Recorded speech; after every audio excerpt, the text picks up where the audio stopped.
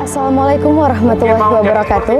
Selamat pagi pemirsa. Seperti yang pemirsa saksikan, tepat di belakang saya sedang berlangsung upacara apel tahunan Pekan Perkenalan Khutbatul Araj tahun 2024 di lapangan pesantren Al-Manar. Yang bertindak sebagai inspektur upacara, Rektor Universitas Syah Kuala, Profesor Dr. Insinyur Marwan EUP.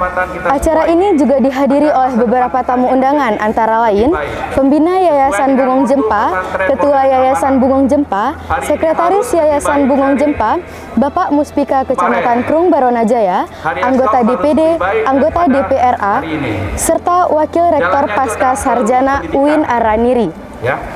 Nah, pemirsa, acara ini juga dimeriahkan oleh beberapa penampilan, antara lain Ranu Plampuan, Grand Opening, Tarian Nusantara, Marching Band, Pramuka, dan Silat. Pertunjukan tersebut dipersembahkan langsung oleh santri pesantren Al-Manar. Demikian liputan pagi hari ini bersama saya, Kaila Fatin, pamit undur diri, wassalam.